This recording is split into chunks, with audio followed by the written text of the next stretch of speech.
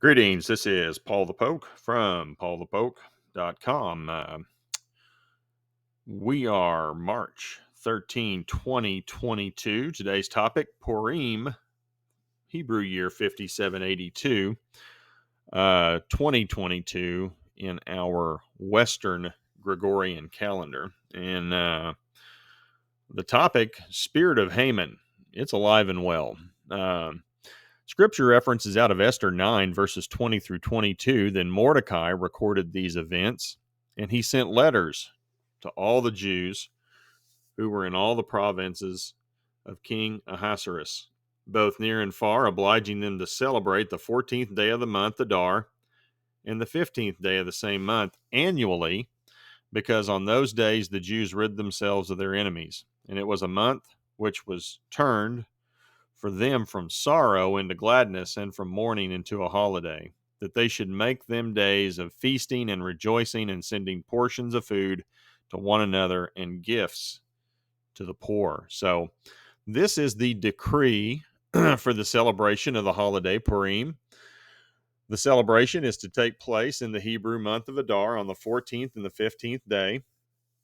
In the Gregorian year of 2022, that starts on sundown, Wednesday, March 16th, and ends the next day on Thursday, March 17th, at sundown as well.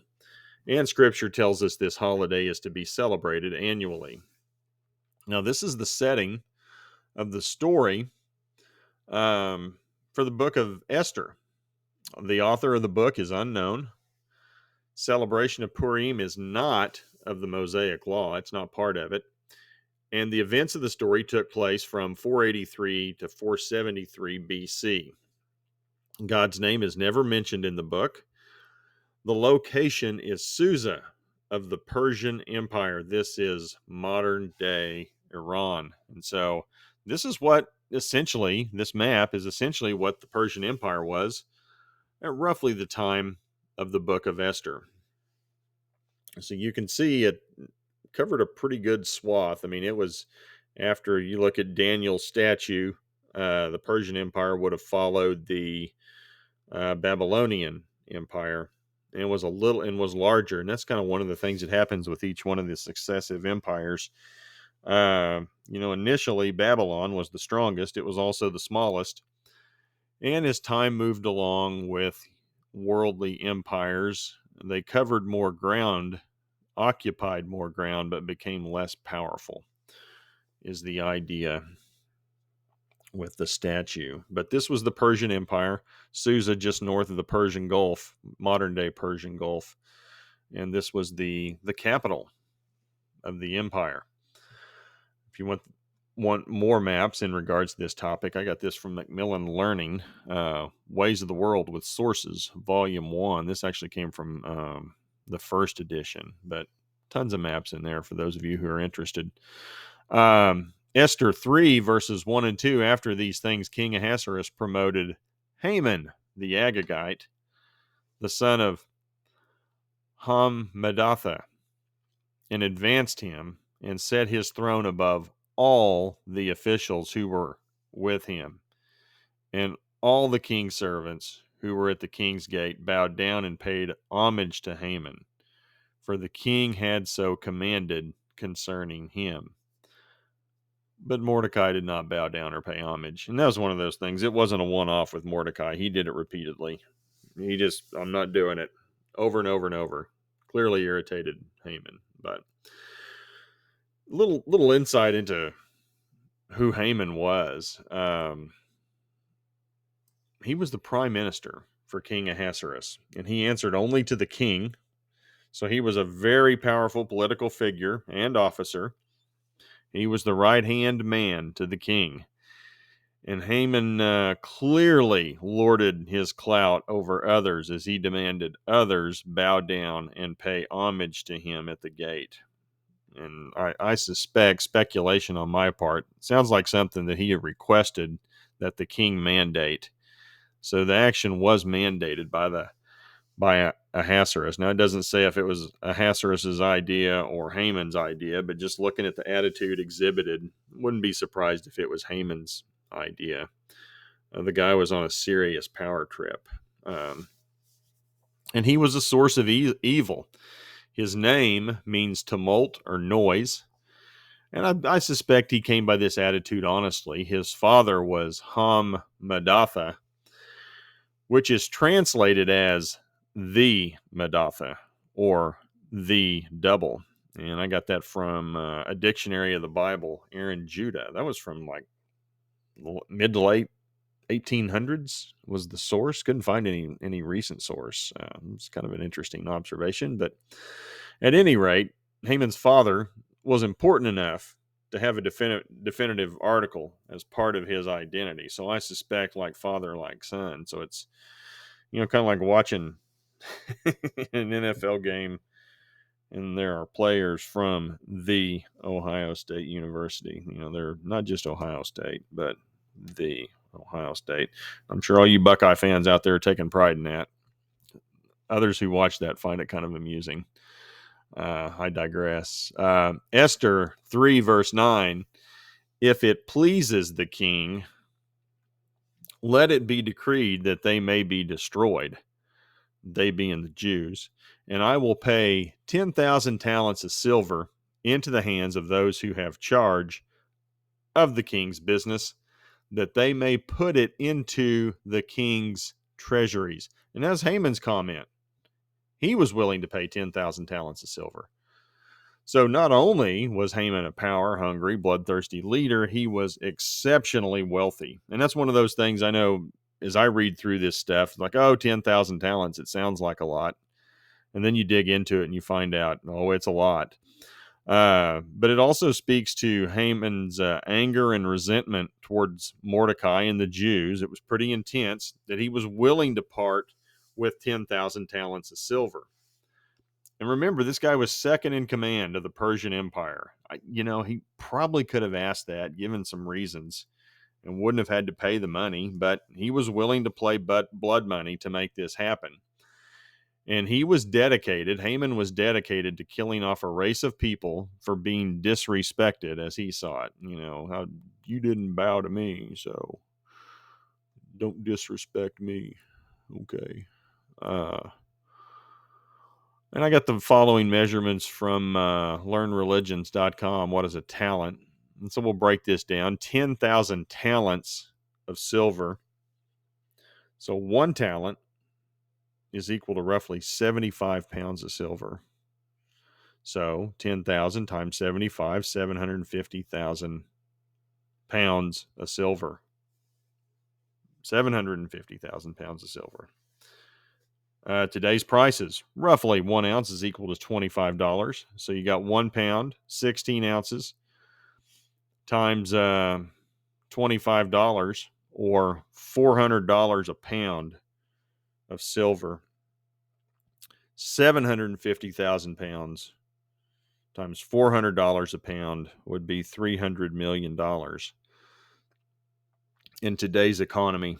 So Haman was bent, mad, angry, willing to put up $300 million to prove a point to get rid of these people. That's pretty ticked off. Also pretty foolish, but discussion for another day. So that's how much he wanted to get rid of. That's how mad he was, how much he wanted to get rid of Jewish people because of one guy's actions. One person disrespected, so take it out on everybody else.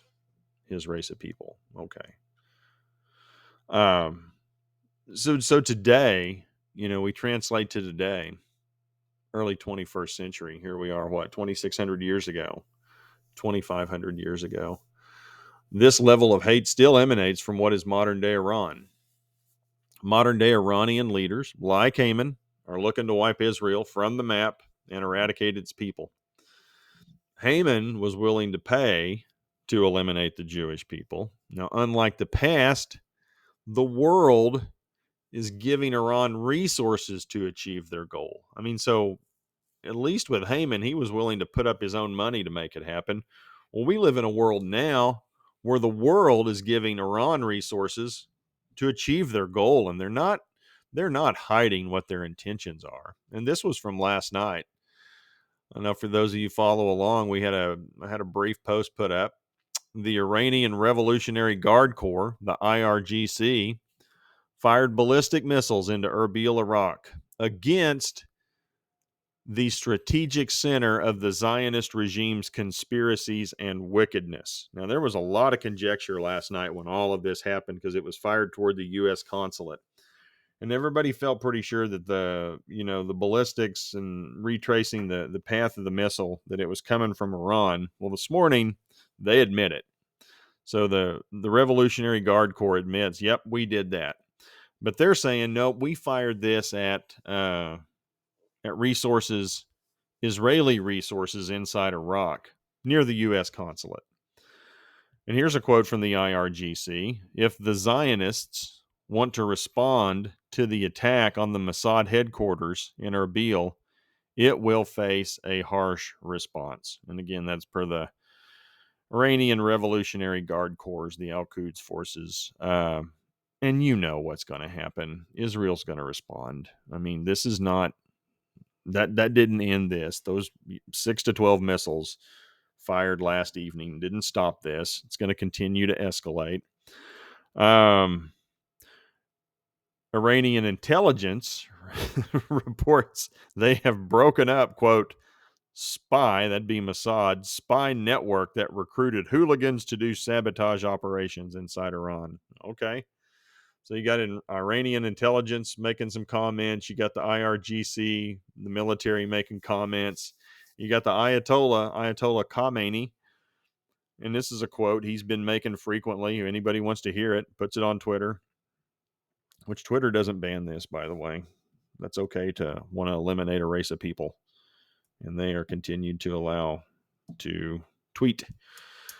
So the Ayatollah tweeted, by God, Israel will not see the next 25 years. So, and that was 7 years ago. So he's got 18 years to make that happen.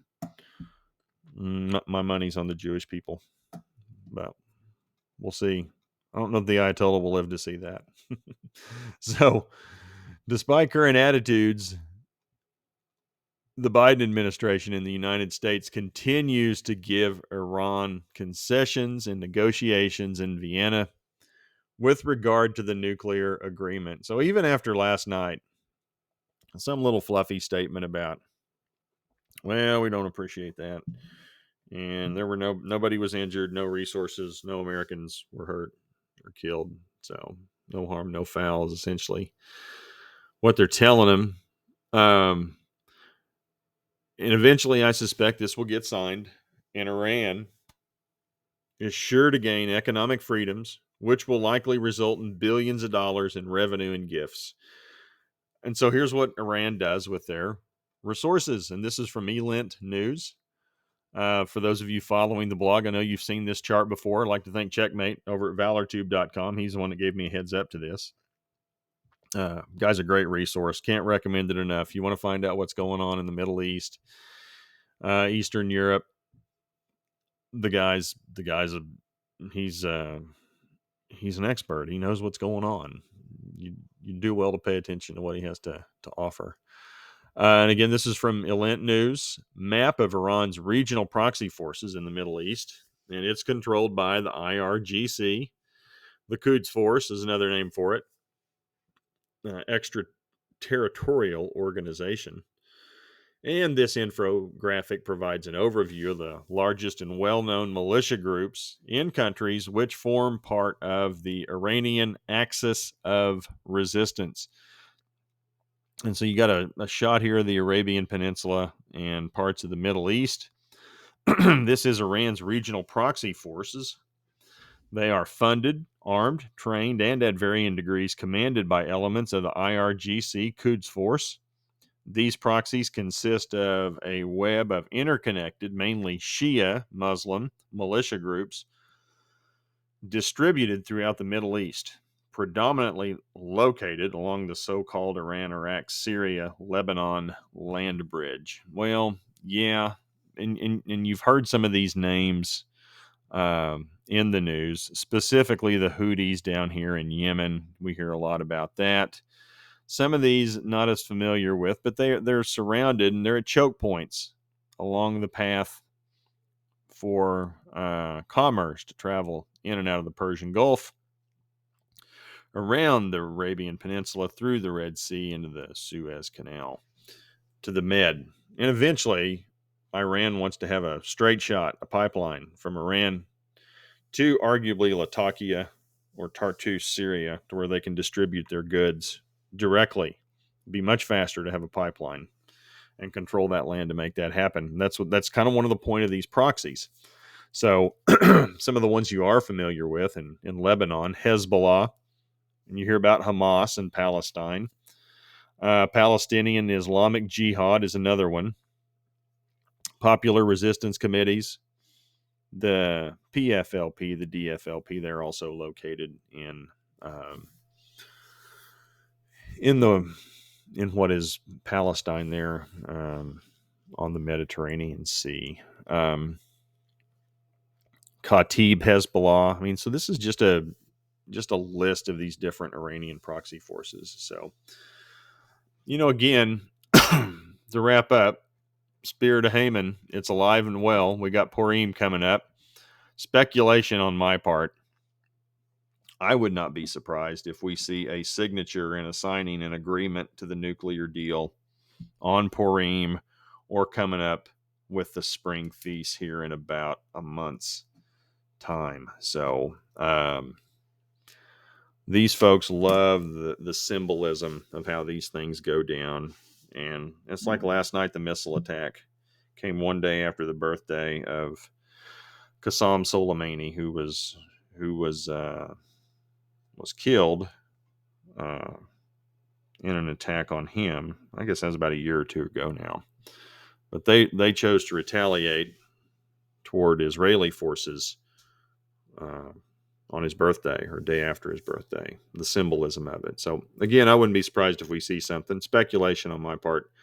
Wouldn't be surprised if we see something happen with the Iran nuclear deal out of Vienna on Purim, or coming up here in the spring feasts. So be sure to keep you posted regardless of what's going on, and just know we got the spring feasts and holidays getting ready to take place. We're about a month out, and the first one is Purim, 5782 Hebrew year, 2022 on our Gregorian calendar. So appreciate you guys following along. Take care. Bye.